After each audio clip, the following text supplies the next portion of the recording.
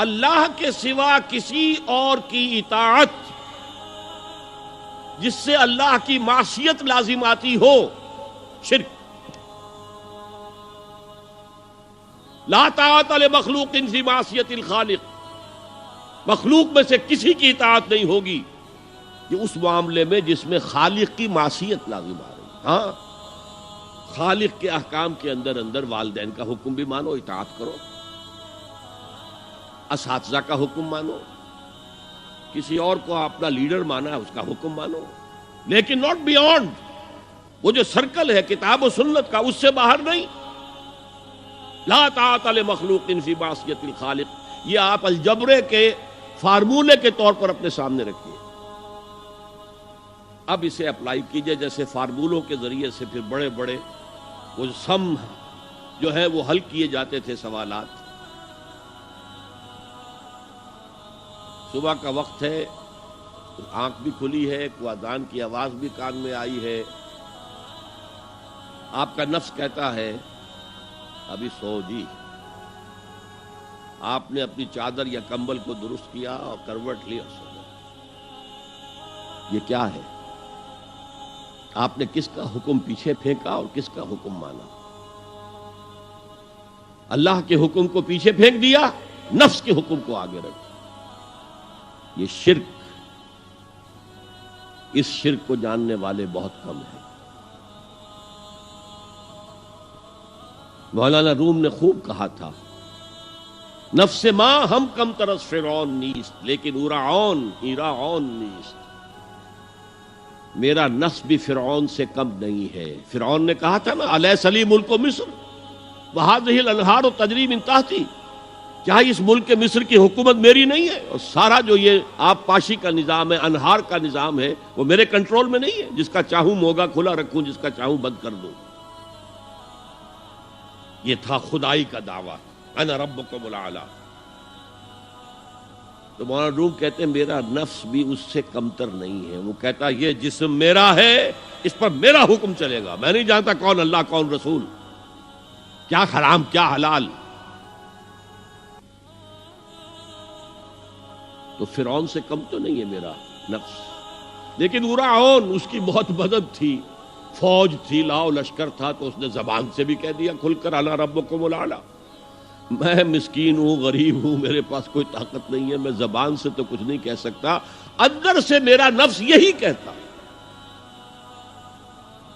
یہ نفس کی حکومت قرآن کہتا ہے، میں حیران ہوتا ہوں، دو جگہ یہ مضمون آیا ہے، ارأیت من اتخذ الہہ ہواہ افانت تکون علیہ وکیلا۔ اے نبی تم نے دیکھا اس شخص کو، اس کے حال پر غور کیا جس نے اپنی خواہش نفس کو اپنا الہ بنا لیا ہے۔ اللہ اکبر، الہ، لا الہ الا اللہ، کلمہ توحید کا مرکزی لفظ یہاں آ رہا ہے، من اتخذ الہہ ہواہ، جس نے اپنی خواہش نفس کو اپنا معبود بنا لیا، الہ بنا لیا۔ افانت تکون علیہ وکیلا، کیا آپ ایسے شخص کی کوئی ذمہ داری لے سکتے ہیں؟ سود حرام ہوا کرے جی، حرام ورام، ہمارا دھندا جو ہے وہ آگے بڑھ نہیں سکتا۔ تو اللہ کے حکم کو پیچھے ڈالا، نفس کے تقاضے کو آگے رکھا۔ کون معبود ہے آپ کا؟ نام عبداللہ رکھیے، نام عبد الرحمن رکھیے، ہے عبد النفس، نفس کے بندے، نفس کے غلام۔ یہ میں نے یوں سمجھیے کہ جیسے میں نے ہجرت اور جہاد کی ڈیفینیشنز کی تھی۔ ہجرت کا بیس کیا ہے؟ پوچھا گیا ایو الہجرت افضل یا رسول اللہ، اے اللہ کے رسول بتائیے سب سے اعلیٰ ہجرت کون سی ہے، افضل؟ فرمایا ان تہجر ما کرہ ربک، ہر اس چیز کو چھوڑ دو جو تمہارے رب کو پسند نہیں۔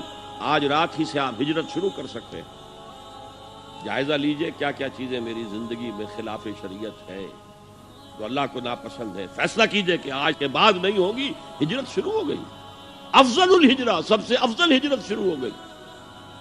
لیکن ٹاپ پر لے جائیے تو یہ ہجرت جب اللہ کے دین کو قائم کرنے کی جدوجہد اس مرحلے پر آ جائے کہ اب باطل کے ساتھ ٹکراؤ ہے اور اب چاہیے کہ ساری قوت ایک مرکز پر جمع ہو جائے، ہجرت فرض کر دی گئی، وہ ہجرت گھر بار چھوڑ کر، اہل و عیال کو چھوڑ کر، اور مکے کے بھیڑیوں کے رحم و کرم پر چھوڑ کر اپنے گھر والوں کو جو لوگ ہجرت کر کے آئے، حکم تھا۔ ہجرت مدینہ فرض تھی، ہجرت حبشہ فرض نہیں تھی، صرف اجازت تھی کہ جن سے سختیاں نہیں جھیلی جا رہی مزید وہ چلے جائیں۔ تو ہجرت کا یہ ابتدائی نقطہ، انتہا یہ جہاد، المجاہد من جاہد نفسہ، جہاد تو یہاں سے شروع ہو گیا، اپنے نفس کے خلاف جہاد کرنا۔